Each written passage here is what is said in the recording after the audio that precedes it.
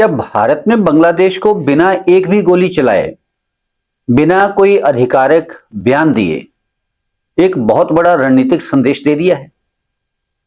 क्या पाकिस्तान और चीन के साथ बढ़ती नजदीकियों के बीच ढाका को यह एहसास कराया जा रहा है कि अगर भारत चाहे तो वह भी बांग्लादेश की राजनीति के समीकरण बदल सकता है?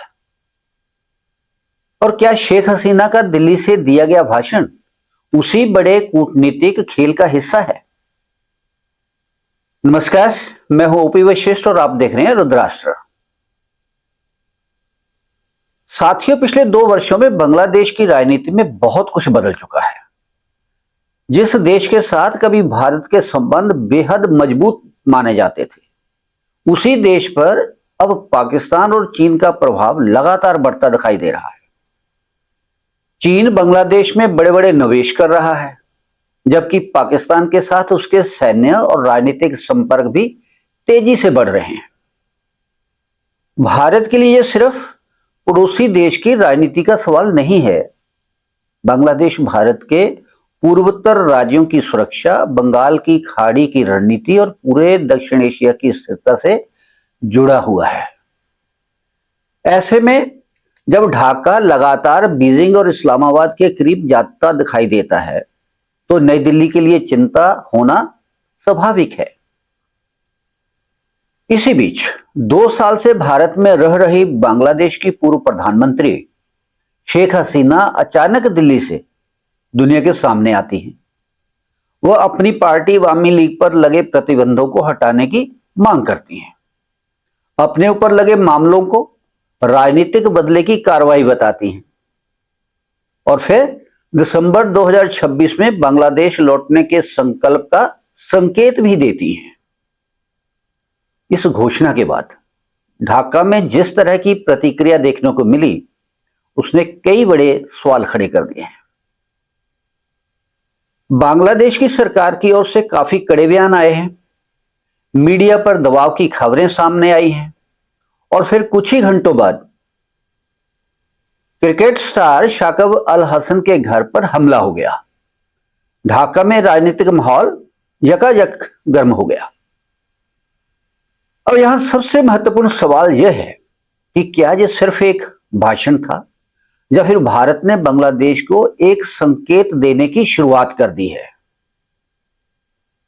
साथियों, पिछले कुछ महीनों में बांग्लादेश की जमीन पर चीन की गतिविधियां बढ़ी हैं, पाकिस्तान के नेताओं और अधिकारियों के दौरे बढ़े हैं, कई बार वहां से भारत विरोधी बयान भी सामने आए हैं।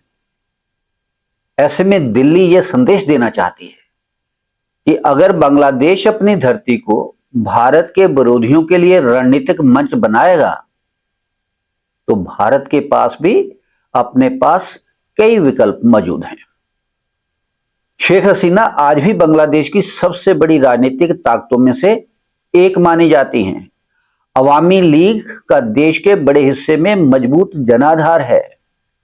ऐसे में दिल्ली से उनका सक्रिय होना ढाका की मौजूदा सत्ता के लिए एक बड़ा राजनीतिक संकेत माना जा रहा है। हालांकि भारत सरकार ने आधिकारिक तौर पर साफ किया है कि यह कार्यक्रम किसी सरकारी संस्था द्वारा आयोजित नहीं किया गया। भारत का इस कार्यक्रम से कुछ लेना देना नहीं है।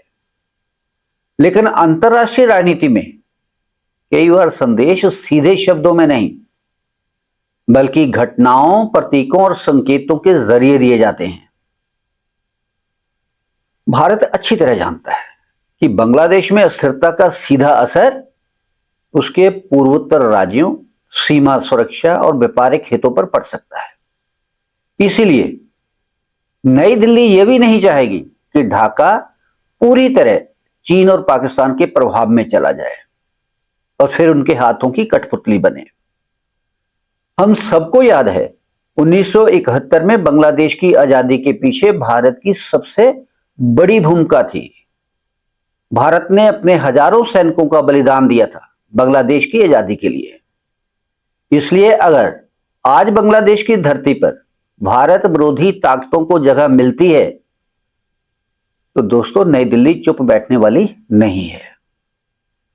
लेकिन यहां एक और सवाल उठता है क्या शेख हसीना की वापसी वास्तव में संभव है? क्या अवामी लीग फिर सत्ता में लौट सकती है बांग्लादेश में? और क्या बांग्लादेश अपनी विदेश नीति में संतुलन रख पाएगा? आने वाले महीनों में इन सवालों के जवाब मिल जाएंगे। लेकिन इतना तय है कि दक्षिण एशिया की राजनीति एक नए मोड़ पर खड़ी है। भारत, चीन, पाकिस्तान और बांग्लादेश, चारों देशों के बीच चल रहा ये रणनीतिक संघर्ष आने वाले वर्षों में पूरे क्षेत्र की दिशा तय कर सकता है। आपको क्या लगता है?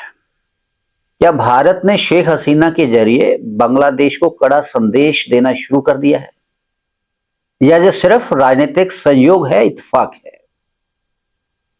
अपनी राय कमेंट बॉक्स में जरूर लिखिए।